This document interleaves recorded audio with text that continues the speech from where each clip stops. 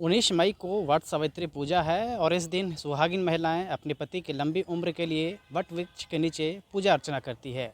इस बार किस विधि से पूजा अर्चना करें और इसको लेकर क्या शुभ मुहूर्त है, इस पर बातचीत करने के लिए हमारे साथ मौजूद हैं गया के प्रसिद्ध स्वामी वेंकटेश प्रपन्नाचार्य जी। इनसे बात करेंगे कि किस मुहूर्त में जो है वट सावित्री पूजा करें। इस दिन सुहागिन महिलाओं को किस तरह से पूजा करना चाहिए?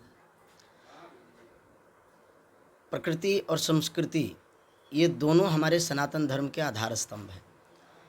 कुछ व्रत प्रकृति को संशोधित करने के लिए होता है, सुरक्षित और संरक्षित करने के लिए होता है।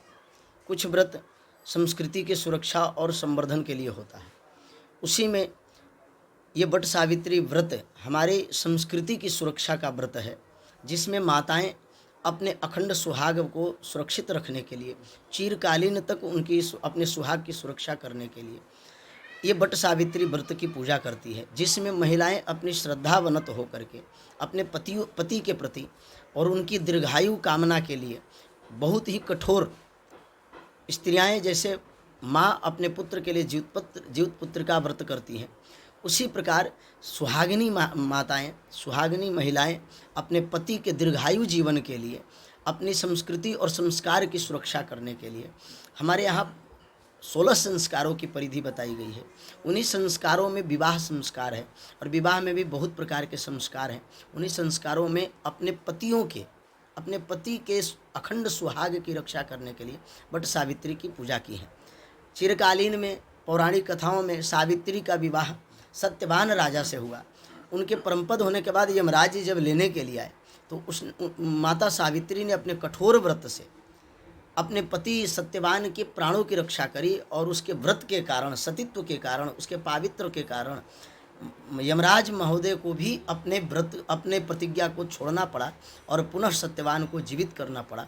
तो माताएं विश्वास है, माताएं श्रद्धा है, माताएं समर्पण है, अपने पति के प्रति, अपने पति के दीर्घायु कामना के लिए समर्पण की भावना से ये व्रत को संपादित करती हैं और बड़ा ही यह महिलाओं के लिए उत्साहित व्रत है, जिसको उत्साहित होकर के महिलाएं संपादित करती हैं। उसका शुभ मुहूर्त सायंकालीन होता है।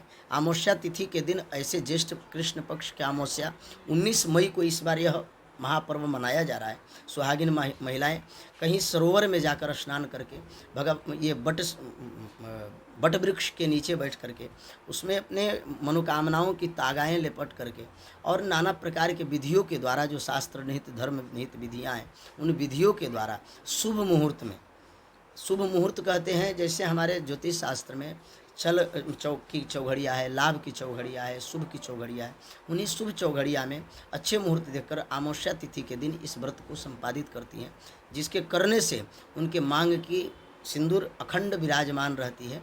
और कोई भी सुहागन औरतें, जैसे माली अपने वृक्ष की रक्षा करने के लिए बहुत प्रकार के परिश्रम करता है, उसी प्रकार माताएं अपने सुहाग की रक्षा के लिए इस वट सावित्री व्रत करती हैं। गया से न्यूज़ 18 के लिए कुंदन कुमार।